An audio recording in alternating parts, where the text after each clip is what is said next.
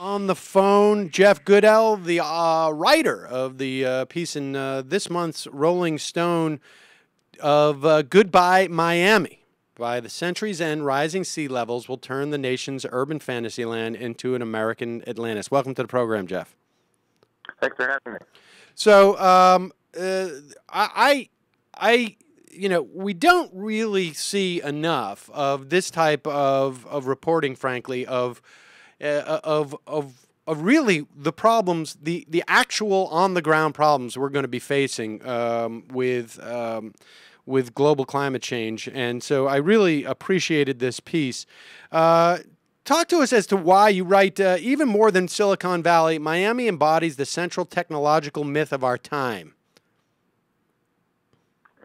Well, the interesting thing about Miami is, it is a place that believes that sort of man and technology has sort of triumphed over nature. In other words, you can just sort of pave over the swamps, divert the water flow through the Everglades, build on land that's 1 foot above sea level, completely sort of disregard the fact that it's in one of the major hurricane hotspots in the world, and all the implications of suburban sprawl and traffic and everything that's going on around there, and that we will always figure out some way to, get drinking water, to protect the city from hurricanes, that nature is sort of a less powerful force than human ingenuity, and that we can just need to do whatever we need to do to keep the real estate boom going now,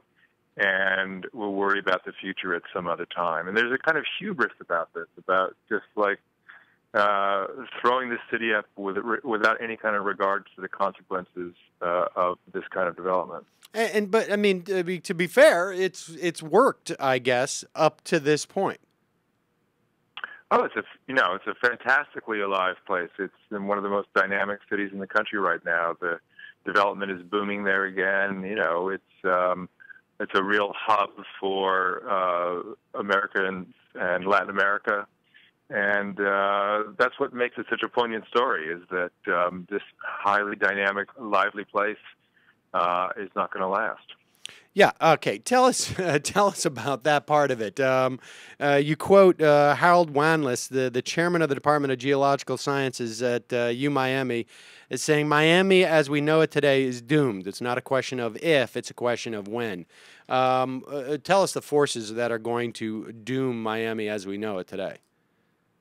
Well, it's really not very complicated. I mean, Miami, 70% of the land in sort of the larger Miami metropolitan area is under 5 feet of elevation above sea level. The federal government estimates of sea level rise, which are conservative, show that it could go as high as 6 feet by the end of the century, but many scientists believe they can go even higher than that. So with 6 feet of sea level rise, Miami, as we know it today, is swamped and ceases to exist in any form that we can imagine it happening today. But the interesting thing about the story is that Miami's problems start long before that. They're already having problems with sea level rise and storm surges coming into Miami Beach, flooding out parts of Miami Beach, salt water coming into the underground aquifers that supply the drinking water. So the sort of point of the story about what's going to happen to Miami is that it's not this disaster where all of a sudden it's going to be Atlantis and people are going to be scuba diving into condos and things like that. It's this slow motion disaster that's already happening there and is going to just accelerate as the years move forward. I mean, there's a lot of when I see trends. I mean, I sort of imagine, and you talk about this a little bit in the piece, that what we're going to see, and it's weird. I see this in terms of like with just even on the internet with numbers, the way that these things seem to go, and it's the same thing with viruses, is that you have like a slow degradation, then these sort of spikes of disaster, which I imagine we're going to see in the context of like hurricanes, and then it sort of it recedes slightly, but the level of of degradation is higher than it was before, and then we're just going to get a series of these spikes so we're going to see this slow motion disaster with these moments of I guess contained disasters. Is that the way that the scientists imagine this is going to happen? Yeah, I mean, I started out the piece imagining what a Category 5 hurricane in the year 2030, when we've had, as much as a foot of sea level rise, what that would do to the city. And one of the things about sea level rise is that it makes all of these storm surges, including high tides, everything from high tides up to, Category 5 hurricanes, that much more damaging because you're carrying that much more water into the city or onto land. And so, yes, you're going to see increasingly devastating flooding from everything from high tides up to hurricanes. And it's going to be this sort of slow realization that this is not something that is just going to hit once and then go away. As the storm waters recede, there will still be problems from these rising tides. And, places like Key West, and there's lots of places in the world where, they've built cities that are sort of elevated and can deal with storm surges that come in and out. But it's another thing to deal with full-time inundation, with actual sort of submerging of a city, and that's where things get really complicated for Miami. And it's also important to point out that this is not a problem that's only facing Miami. Of course, right. Coastal cities around the world face this. New York. I first started doing the piece, thinking about the piece, because I was going to write about New York, but then I realized that Miami was more interesting. And the thing that makes Miami different than many, many other places is that it's very difficult to defend against. In a place like New York or Boston or London, there are ways of building seawalls. There are ways of moving to higher ground, relocating, lots of things that can be done. In Miami, there's no real high ground to move to. And because of the porousness of the limestone that the city is built upon, the water will come up behind and underneath the seawall, so there's no real way to protect the city. And in some respects, Miami is simply going to be, or and arguably maybe some level, maybe New Orleans was, but I mean, in Sandy on some level, but I mean, Miami is going to be the canary in the coal mine, right? I mean, you're going to be able to build these seawalls, but eventually, the question is going to be, can you build them fast enough, and not just from a technological standpoint, but also from a political will standpoint. I mean, one of the, you mentioned that there's a certain amount of sort of hubris that is like Silicon Valley, but there's also another level of resistance in Florida that is particularly alarming. Just tell us about what struck out for me was you speak to Chuck Watson, who's a disaster impact analyst with a lot of experience in Florida. He tells of attending a meeting for natural hazard response planning in South Florida, and then tell us what happens at that meeting. Well, Chuck is very sort of astute expert in natural disasters, and is very concerned about things like storm surge and sea level rise. Is one of the most articulate people I talked to. And he described being in a meeting with some state commissioners in South Florida, and he described some of the stuff that I talked about in my story and tried to urge these politicians to take this seriously and to begin some planning towards that. And one of the state commissioners stood up and, as Chuck said to me, treated him to a 15-minute lecture, the gist of which was that God has already destroyed the planet or destroyed civilization once with floods and has promised not to do it again.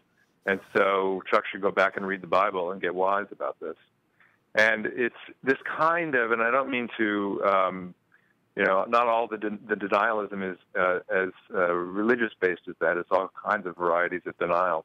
But they all are in Florida, and Florida is one of the epicenters of denial of the scope and depth of the problems that climate challenges presents for cities like Miami. So basically, nothing is being done. Not only is nothing being done, no one can even talk about it, which is a whole other level of disaster.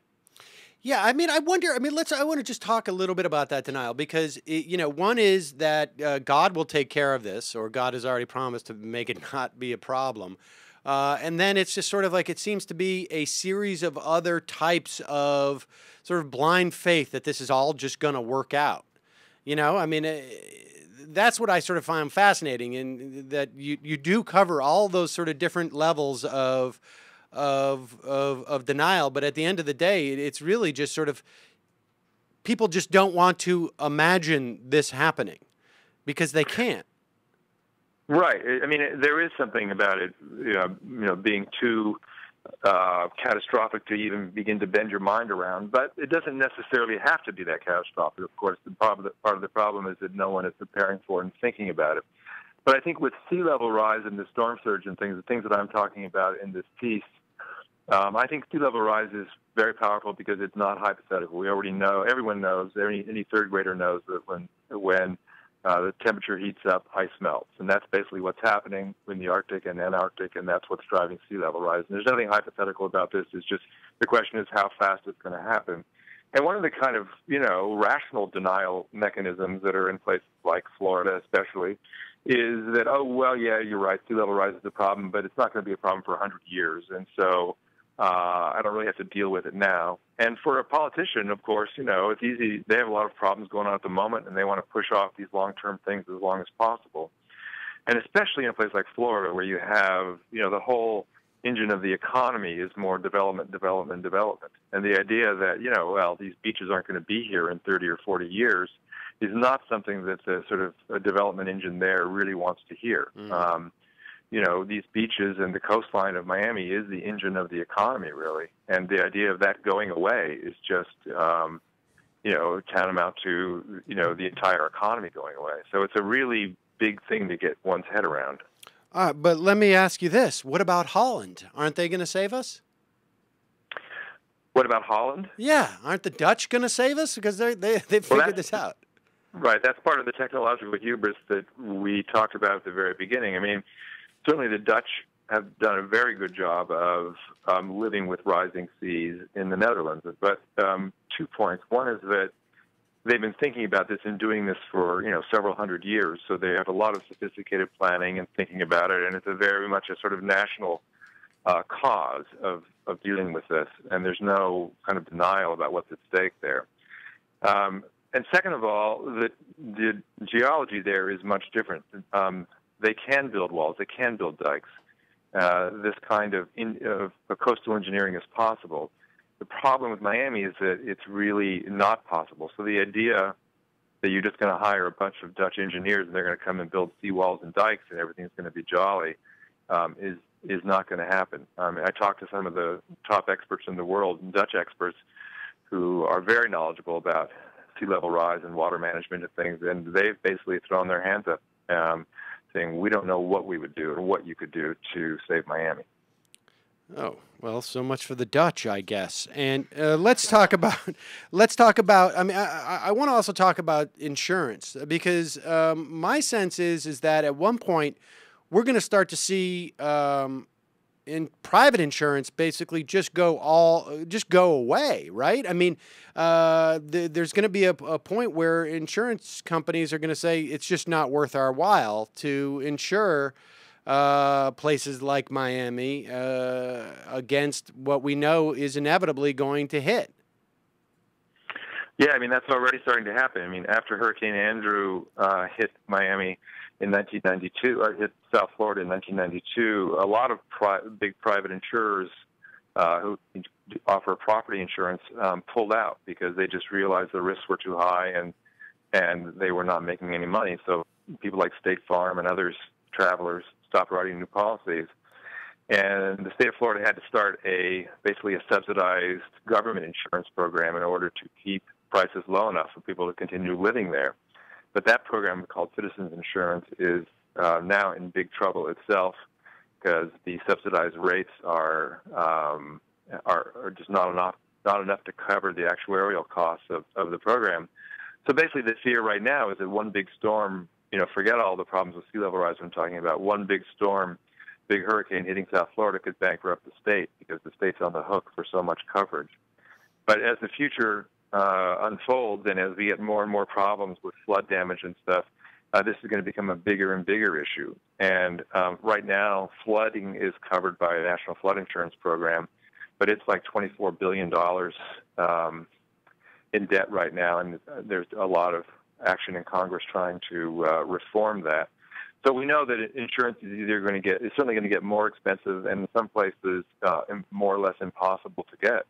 And that has huge implications for the development of Florida and for the Florida economy. Because if you can't afford to buy a house on the coastal regions of Florida, that's where everybody wants to live, and only so many people want to live in Orlando.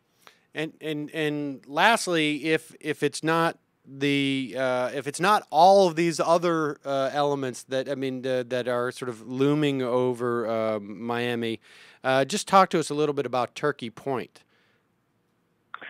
Oh, well, it's true. Turkey Point is the sort of crowning glory of this whole story in a way. Turkey Point is a big nuclear plant that's built. It's about 20 miles south of Miami, and it's basically right on the water's edge, right at sea level. And it's just a major disaster waiting to happen.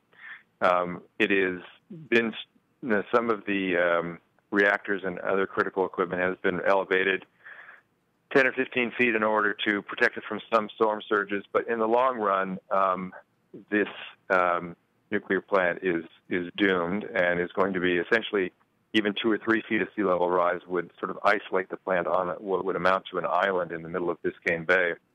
And the great irony of this whole thing, and suggestive of just how out of touch both the utility company that's trying to build the plant and the politicians that are allowing it, they're on the verge of building 2 more new nuclear reactors at this same spot, which would be around for 50 or 60 or 70 years, well into the era when the seas are predicted to rise high enough to cause major problems. So you can imagine what a kind of a Fukushima-like event would be like in a place like Turkey Point when the sea levels are that much higher and it's harder to get out to them and everything like that.